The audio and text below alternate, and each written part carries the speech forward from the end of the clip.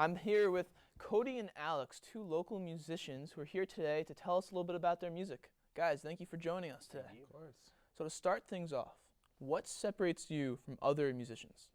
Well, I think a big part, I would say the friendship that we have. I mean, I think a lot of the most successful bands and ones that we like, they're all friends before they're musicians. So a lot of the hard questions of who does what, it's all very based on feels.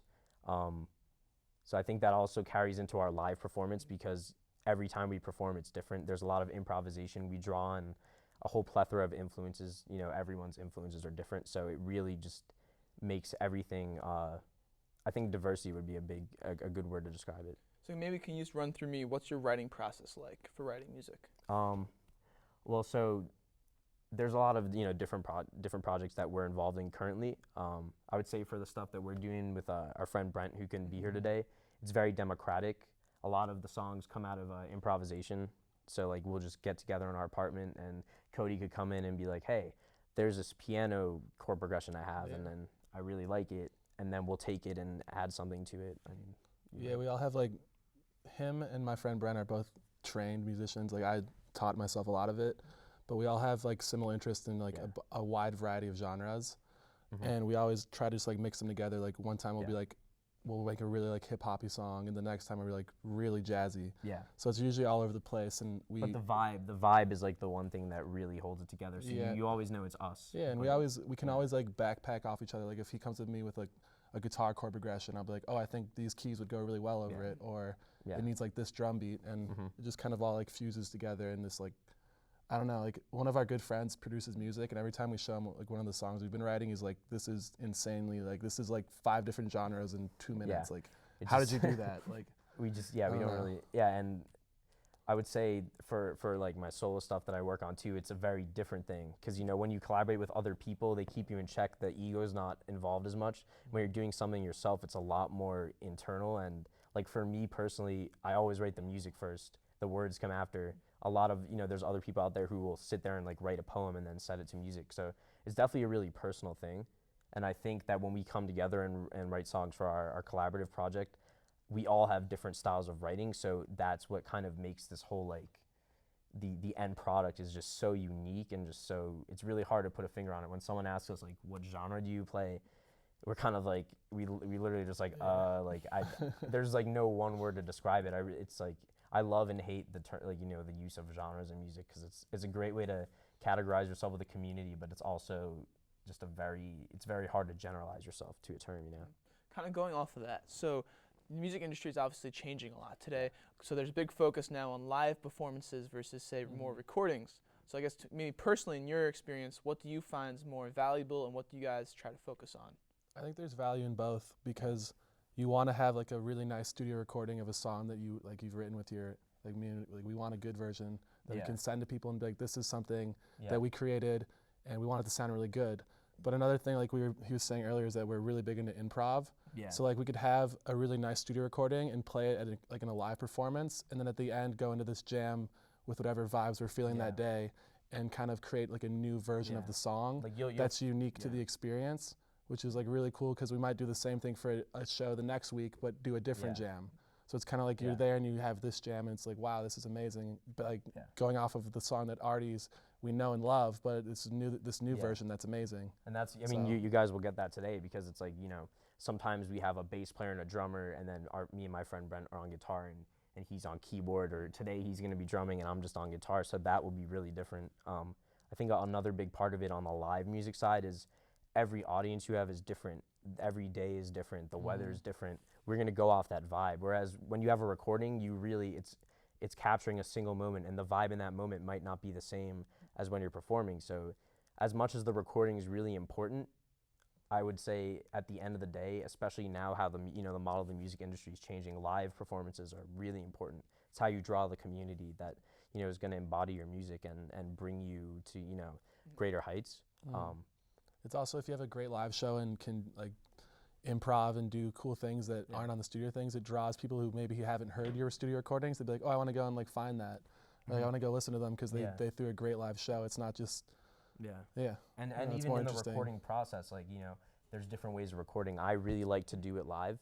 even if you're going to go back and put more layers on after, like one of the songs we're going to play today from my solo project, the core of it was done live, and then the rest was added on afterwards. But it's really to really let a song breathe and be the way it's going to be in the live performance, and to try to capture that as much as you can on a recording, you got to do it live, in my opinion.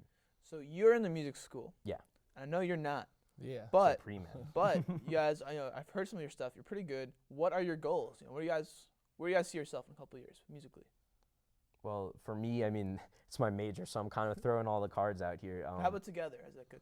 Well, together, I mean, we always joke like Bonnaroo 2017. Something like that, like you know, festivals. Yeah, we really want to play festivals, maybe around the world. But honestly, I think first, like the United States is a huge country, such rich culture varying from state to state. I really just want to go around there. There's so many grassroots music movements like popping up everywhere, new festivals, and I just think that would be the funnest way to do it.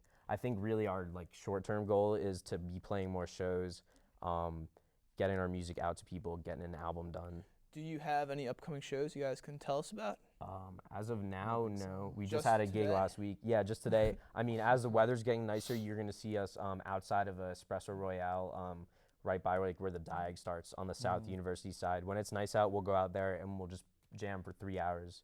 We might not even prepare anything, but it's just go off of vibes. Like people will come up. This one girl last week or 2 weeks ago came up and freestyled with us. Incredible. We took her number and we're going to collab with her in the future. We've been invited to play at parties through that. So just we're really trying to foster that sense of that music is not just about the people who are playing it.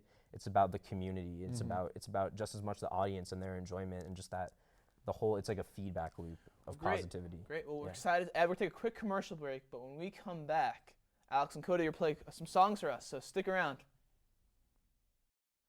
And Alex and Cody now are going to play a song for us. All you guys. So this song is from my solo project. It's called Rest. It's probably going to release sometime next week, so just look out for it. Search for Alex Greenzeig in music, because I'm not sure exactly what moniker I'll be going out under. So here's Rest.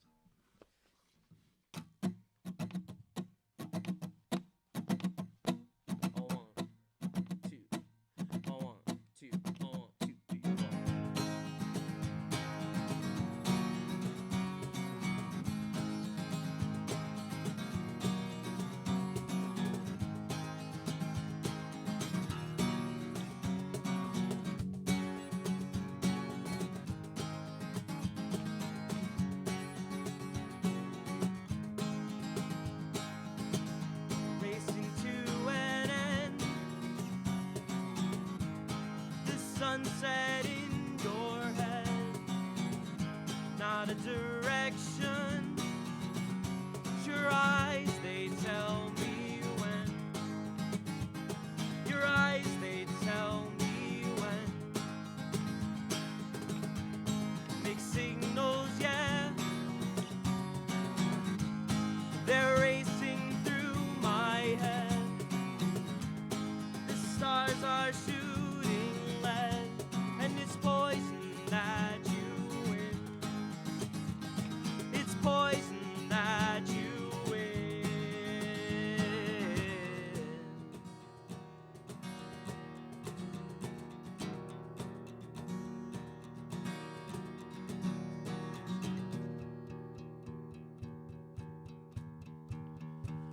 Every time I stop thinking, I save myself another sin.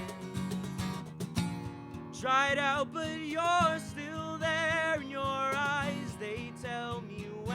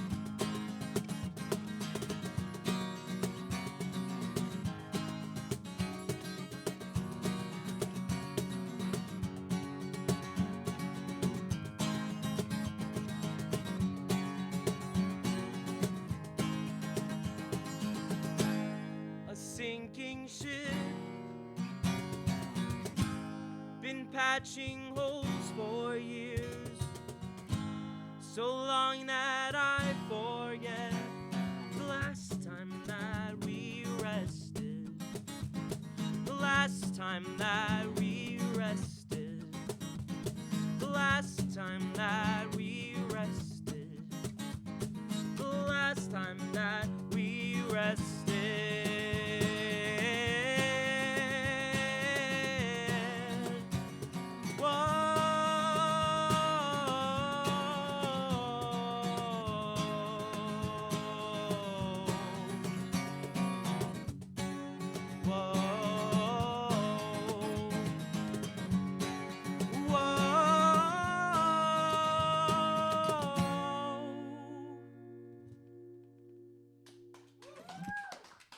Thank you. That was great, guys. Thanks so much. Thanks. So now we're going to take a quick commercial break, but there'll be more of this later, so stick around. Hey, so this next song is a part of a project that me and Cody are working on with our friend Brent, who couldn't be here. We miss you, Brent. It's called Champagne. It's a different vibe than the other song we played, so I hope you like it. And look out for us around. Look out for us outside of Espresso Royale, and it's nice we'll be playing. Don't be afraid to come say hi and come jam with us if you play music. So, all right.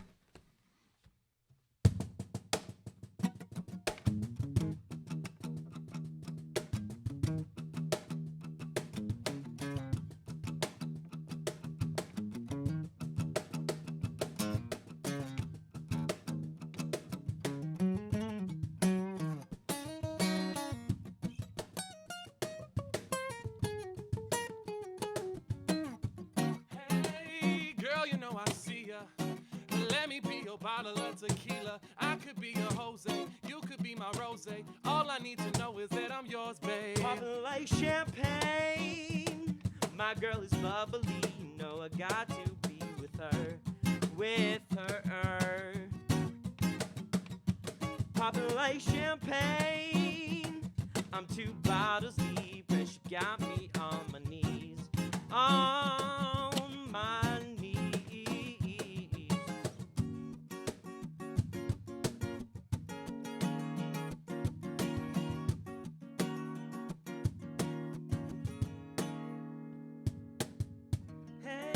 Sipping from the bottle, hop inside my car and grab the throttle. Living for tonight, forget tomorrow. So pop it and roll. Yeah, wherever we go, we sipping on bottles of Clico, a rosé, a Moet, whatever get them hoes wet. My flow moist, cruising in a Rolls Royce fast lane, sipping on the champagne. Popping like champagne, my girl is bubbly. You know I got to be with her, with her. Popping like champagne, I'm 2 bottles deep, and she got me on my knees, on my knees.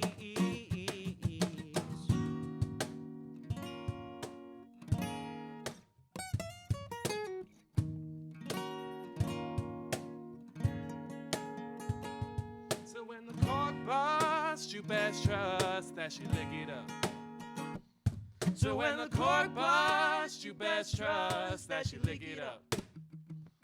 So when the cork busts, you best trust that she lick it up. So when the cork busts, you best trust that she lick it up.